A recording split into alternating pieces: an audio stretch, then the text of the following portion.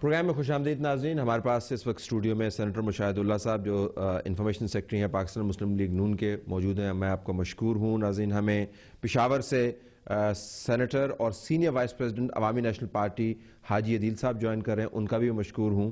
اور شیخ رشید صاحب جو پریزیڈنٹ ہیں عوامی مسلم لیگ کے, وہ بھی ہمیں جوائن کریں گے. حاجی صاحب, ذرا ریزولوشن کے اوپر بات ہو جائے. ایک ایسا ملک جس کے اندر عوام کے مسائل کا انبار ہے, یہ ریزولوشن جو لائی گئی ہے, اس کے مقاصد کیا ہے, بڑا مقصد کیا آپ اس سے حاصل کرنا چاہتے تھے آج اس کو موو کر کے؟ دیکھیں, آپ نے اشارتاً کہا کہ عوام کے بہت سارے مسائل ہیں, وہ یقیناً ہیں. بے روزگاری ہے, انرجی کا کرائسس ہے, روپے کی قیمت کم ہو رہی ہے. لیکن یہ ساری چیزیں کیوں ہو رہی ہیں؟ خصوصاً ہماری اکانومی جو ہے اس وقت خطرے میں پڑی ہوئی ہے, اور ہماری کرنسی کی قیمت جو کم ہو رہی ہے, یہاں سے سرمایہ بھاگ رہا ہے. یہ کیوں ہو رہا ہے؟ اس لیے کہ بڑی مشکل کے بعد جو ہم نے جمہوریت حاصل کی, اور اس میں ہم سب شامل تھے, اس جدوجہد میں تمام پارٹیاں شامل تھیں. آج ایسا لگ رہا ہے کہ اس جمہوریت کے نتیجے میں جو پارلیمنٹ آئی ہے اس کو خطرہ ہے, اور جو سب سے بڑا طاقتور ادارہ ہے, جو جسے سب سے زیادہ طاقتور ادارہ ہونا چاہیے, جسے سب سے زیادہ سپریم ہونا چاہیے, جو یعنی پارلیمنٹ, اس پر پارلیمنٹ کے اندر کریٹ کیے ہوئے ادارے زیادہ طاقتور ہو رہے ہیں. ان اداروں کا دباؤ پارلیمنٹ اور منتخب حکومت پر زیادہ پڑ رہا ہے. ماضی کا جب ہم ریکارڈ دیکھتے ہیں, پاکستان جب سے بنا ہے تو 60 سال سے ہمارے ان اداروں نے کہ جو منتخب نہیں ہیں, ان اداروں نے ہمیشہ منتخب اداروں پر حملہ کیا ہے. ایک ادارے نے حملہ کیا ہے, دوسرے ادارے نے اس کی تائید کی ہے. فوج کی طرف سے مارشل لا لگا ہے, سپریم کورٹ نے اس کو تصدیق دے دی. قطع کلامی ہوتی ہے صاحب, لیکن یہ تمام جو تاریخ ہے, اور اس سے ہم سب اور آپ سب بخوبی واقف ہیں, یہ تمام اداروں کی لڑائی جو قرارداد آئی ہے, میں یہ اسی پہ آ رہا تھا. ہاں, لیکن اس کا جو قرارداد آئی ہے, یہ قرارداد اس عہد کو دوبارہ رینیو کرتی ہے کہ پارلیمنٹ, ایک تو یہ کہ پارلیمنٹ سب سے بالاتر ہے, اور اس پر اگر کوئی دباؤ ہے تو اس دباؤ کو ہٹنا چاہیے. دباؤ کا تو ذکر ہی نہیں ہے اس میں حاج صاحب, اس میں دباؤ کا ذکر ہی نہیں ہے. لیکن جب آپ دیکھیں نا, میں تو آپ الفاظ کی طرف جا رہے ہیں, میں تو اس کی نہیں, میں تو جو آپ نے لکھا ہے میں اسی پہ جاؤں گا نا جی.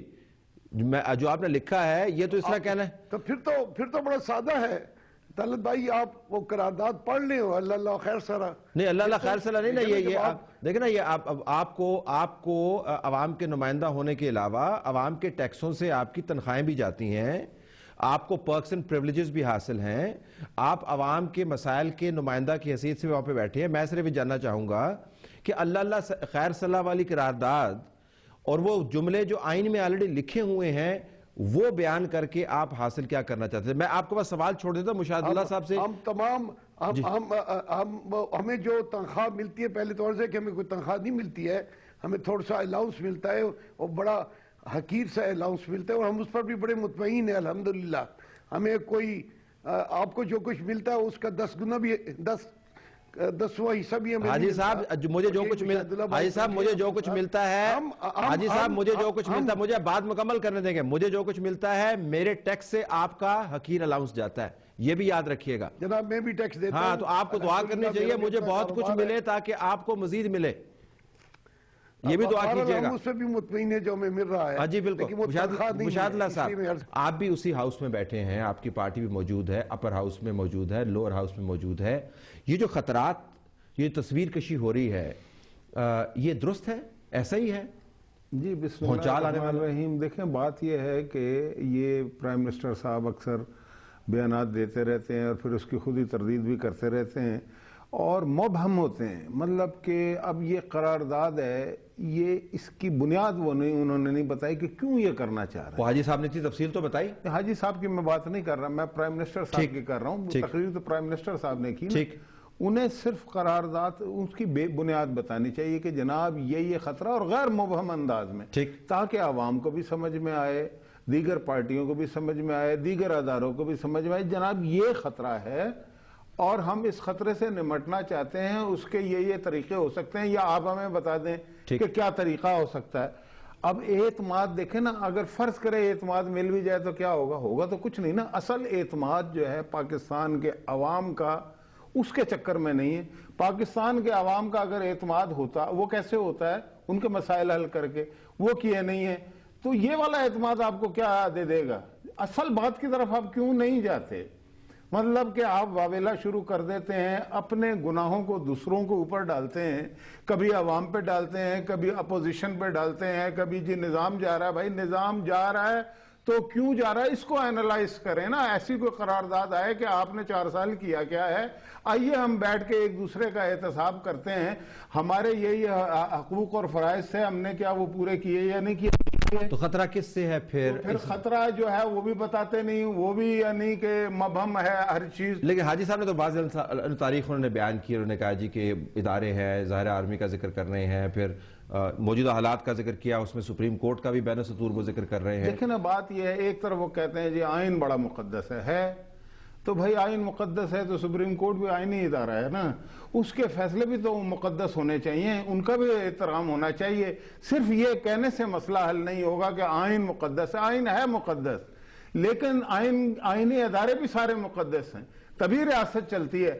آپ آئینی اداروں کو تسلیم کرنے کو تیار نہیں ہیں, بلکہ ان کے خلاف مزاحمت کر رہے ہیں, اور اس کے بعد کہتے ہیں کہ آئین مقدس ہے. تو یہ تو صرف لفاظی ہے نا, ریٹرک ہے.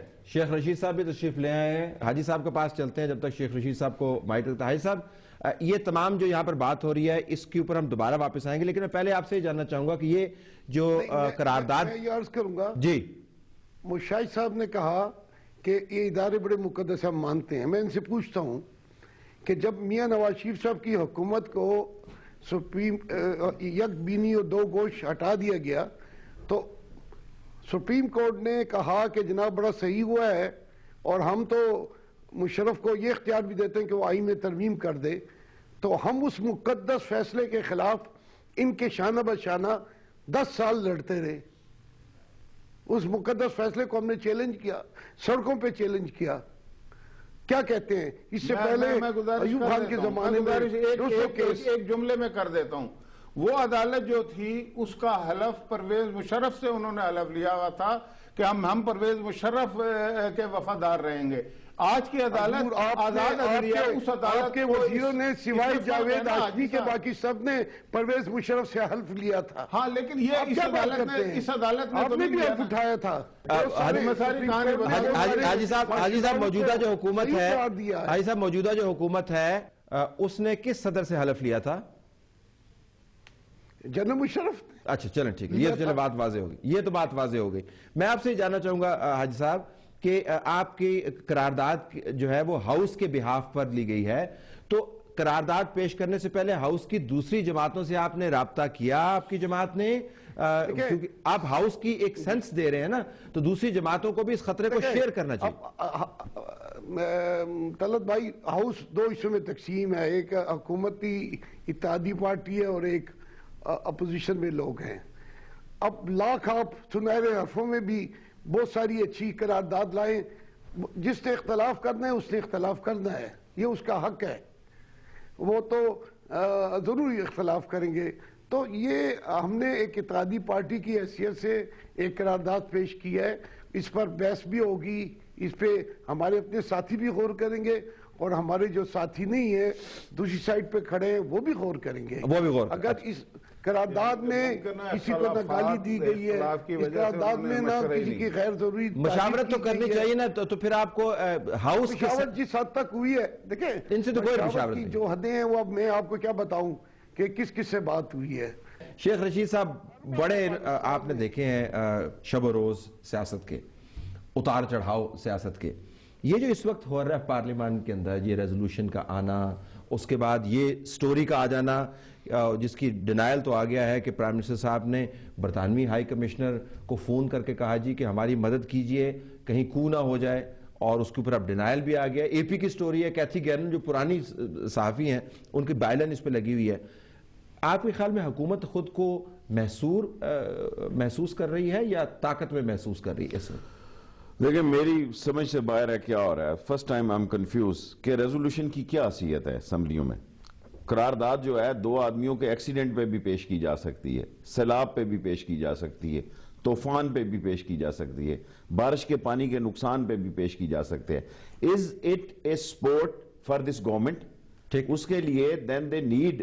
دیکھیں نا، اگر گورنمنٹ کے خلاف آرٹیکل 93 کے تحت انہوں نے نو کانفیڈنس لانا ہے کسی نے، تو اس کے تحت ان کو 20% ووٹوں کی ضرورت ہے. ٹھیک، اعتماد کے لیے 1 ووٹ بھی کافی ہے. ٹھیک، اگر اعتماد کے لیے میں اٹھ کے کہتا ہوں کہ مندروں گھنٹی بجاؤ، مسجدوں اذان دو، یہ آگے ہیں پارسا لوگ پاک صاف جمہوریت کے چیمپئن، اور ان کے بغیر جمہوریت چل نہیں سکتی، اور یہ جمہوریت کی آخری نشانی ہے، good enough. But the thing is کہ یہ قرارداد کس کے خلاف لا رہے ہیں کہ are we not going to accept the decision of Supreme Court expected, are we are not going to accept the decision of 17 people. دیکھیں لوگ قرارداد کو، پرائم منسٹر کو، جو میں نے جمہوری اپنی پارلیمانی زندگی دیکھی ہے، president only can ask the prime minister. Prime minister has the full confidence already. ٹھیک ہے، وہ تو آلریڈی پرائم منسٹر ہے، ہی از اے پرائم منسٹر. ٹھیک ہے، اگر کسی کو یہ شک ہے تو 342 میں سے 20% 71 ہوئے، 3 جتنے بھی 91 ہوئے 71 ہوئے. اگر کسی کے پاس 71 ممبر ہیں، he can move in no confidence. اس سے پرائم منسٹر صاحب زیادہ پرائم منسٹر نہیں بنتے ہیں، کچھ نہیں بن رہا. لیکن اور جو باتیں انہوں نے کی ہیں، مجھے افسوس سے یہ پیغام دینا چاہتا ہے، افسوس سے یہ پیغام ڈان کے ذریعے ان کو دے رہا ہوں، he should be look like a prime minister. کوے کھا رہے ہیں، کوے کس کو کھاتے ہیں؟ کوے کٹھے ہو جاتے ہیں، 17 کوے کٹھے ہو گئے. یار خدا کے واسطے تمہارے خلاف کیا مسئلہ ہے؟ ڈریں اس وقت سے کہ جب کوئی حقیقی مسئلہ پیدا ہو جائے. مسئلہ یہ ہے کہ سپریم کورٹ نے بھی ابھی آپ کو کوشچن دیا ہوا ہے کہ ابھی انہوں نے پورا کیس این آر او کے لیے ایک پٹیشن کی گنجائش رکھی ہوئی ہے. پہلے نے بھی 7 دن آپ کو دیے کہ 7 ڈیز میں آپ جائیں. 7 ڈیز کے بعد جو سپریم کورٹ نے بینچ بنایا وہ 17 رکنی بینچ نہیں ہے تاکہ اس میں اپیل کی گنجائش رہے. ٹھیک. سو یہ کیا ہو رہا ہے؟ اور فون واقعی یہ ٹھیک کہہ رہے ہیں، ان کو فون کا اتنا شک ہے کہ باہر کے ملکوں سے جا کے فون کر رہے ہیں. کل آپ دیکھیں گے کہ اکثر ایمبیسی سے ایسے میسج چھپیں گے. میں بیفور دس ڈسکلوز کر کے جا رہا ہوں کہ لوگ کہہ رہے ہیں یار کیا ہو رہا ہے.